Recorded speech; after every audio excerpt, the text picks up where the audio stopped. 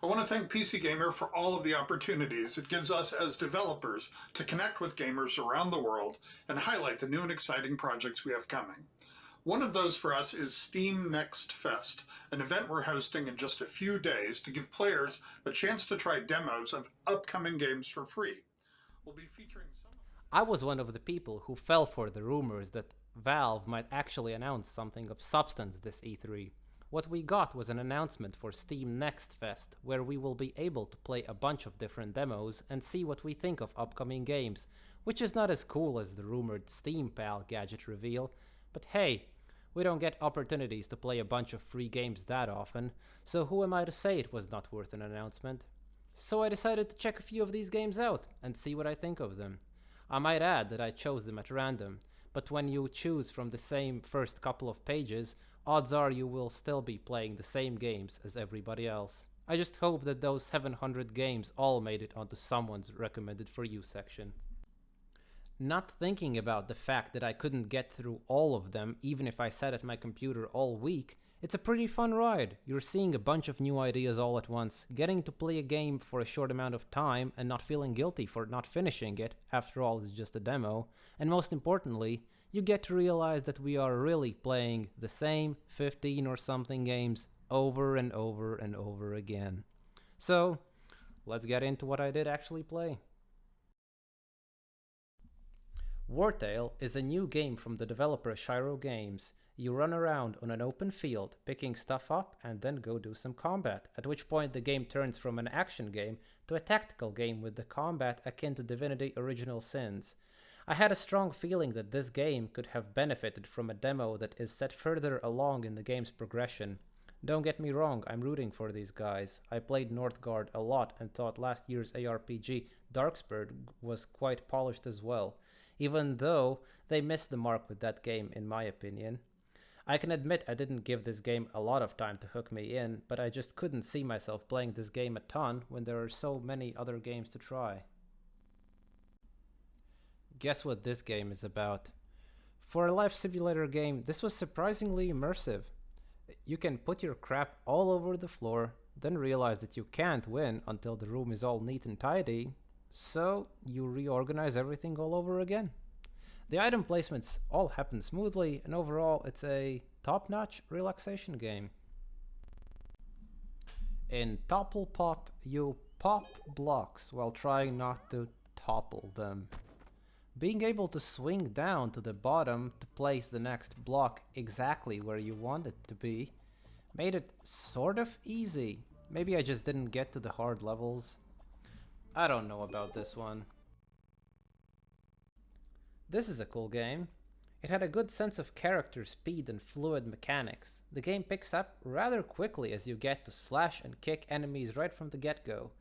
The combat is fast-paced and you are always on the move. You get a third arm that you can shield break enemies with. What else is there to say? Overall, great demo. The Sequence 2 is a Zachtronics game made by someone else. And it is a game where you navigate a narrow beehive type structure and push around objects to achieve your goal.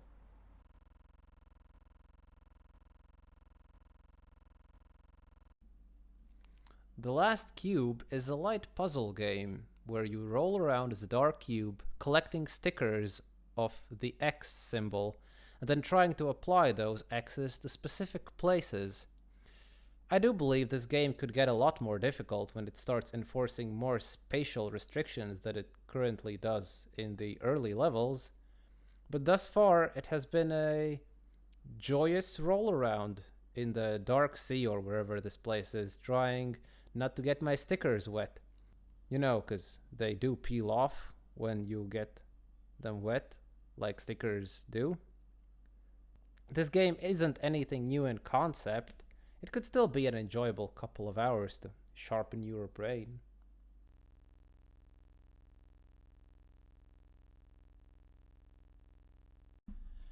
An environment management game.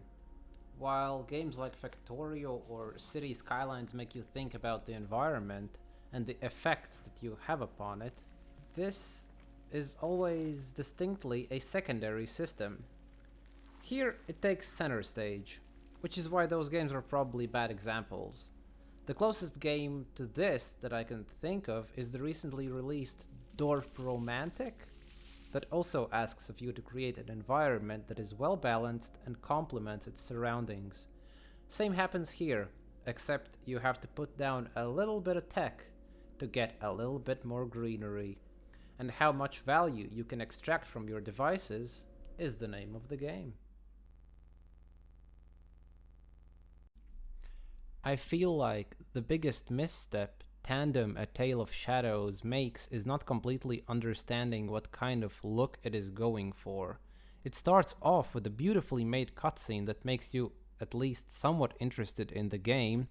Then you see the beautiful menus that make you think that the people making this game have tried to make it as nice as possible. The level select screens remind you of Trine, and that game looks nice.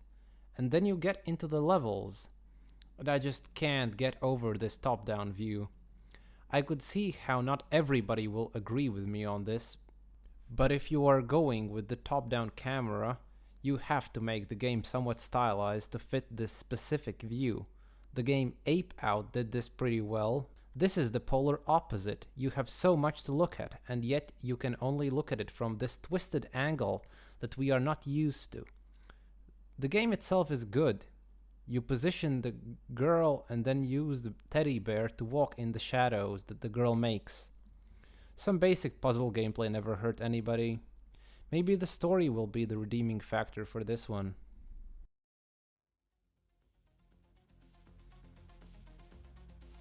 Synthetic has a lot of good things going for it. It has that visceral gun shooting experience, immersive reloading mechanics, and some cooldown based abilities to mix up the combat. Now, Synthetic 2 is basically the same game, but in 3D. I'm not expecting them to make a Risk of Rain 2 type of improvement over their previous game, but this feels lackluster to me. Maybe that is because the two games just feel so similar. I feel like if they make another installment where they drag the camera down even further and make something that basically boils down to a roguelike Borderlands, that could really have the potential to be a big hit. All the groundwork is already there. And for those who have not played Synthetic 1, either because you didn't know about it or you thought that the game just looked too quote-unquote indie for you, I'd say wait for this one and you will have a fantastic experience.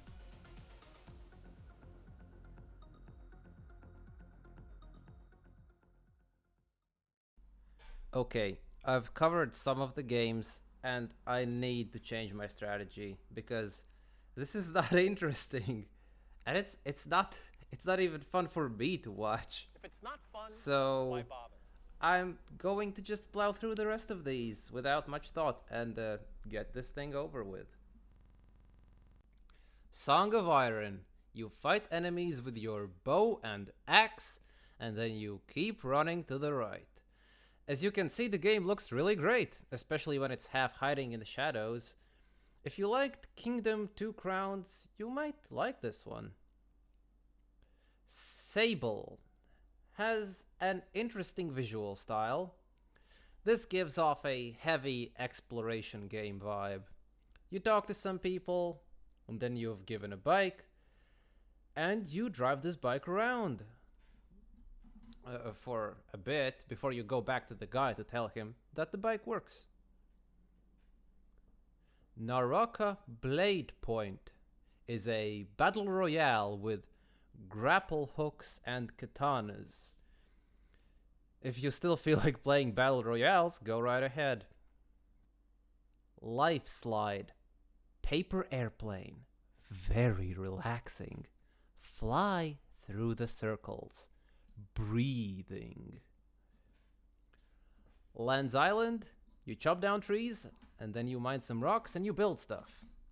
The lighting in this game was really nice to look at. There was also a cave with the monsters. Industria. Now this is how you do a demo. You start out in a ruined facility that gets you intrigued about the lore of the game. The audio logs don't stop when you enter a menu, which is something I consider a bonus. There is a lot to take in and get a feel for the game. Then, a loading screen appears that says, "Later in the game," and you go, "Okay, I guess I'm going to see the game now." And you get treated to a Bioshock-type shootout with a full loadout of guns. I mean, what a great way to showcase all the parts of your game.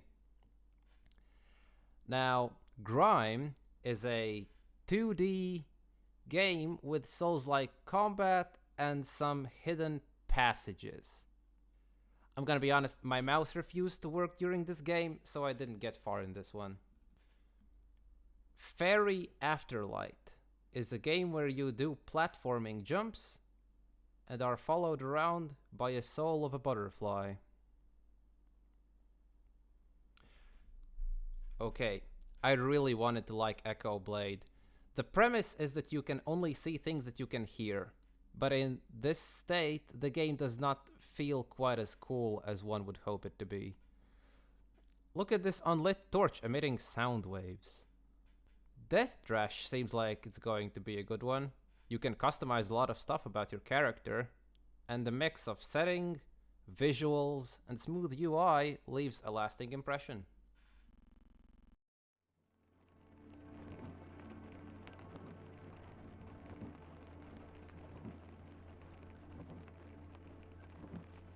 And finally, as my game of choice, I wanted to highlight Chasing Static. I really like this art style. Something about the pixelated yet clean look just feels right in a video game. I liked it back when it was a technical limitation and games sort of just look like that during the late 90s and early 2000s, and I still like it now that it's an artistic choice in games like Paratropic and Dusk. And now this one. You play as Chris, some guy who is heading east but has somewhat lost his way, so you stop at a cafe to ask for directions. And role-playing as some dude biding his time until he can get out is just such an immersive experience for me. Of course, not everything goes as planned, as it usually happens, and you have to do some chores around the cafe. Hey Naira, a bunch of these fuses are fried. Until the game decides to hit you with a plot twist. So that's basically it. I wanted to encapsulate my Steam demo experience for, others to enjoy. You play a game for 10 minutes or less to get a half-baked opinion about it and move on to the next one. There are so many games out there these days that it's almost frustrating to be playing through so much that it just all sort of blurs together.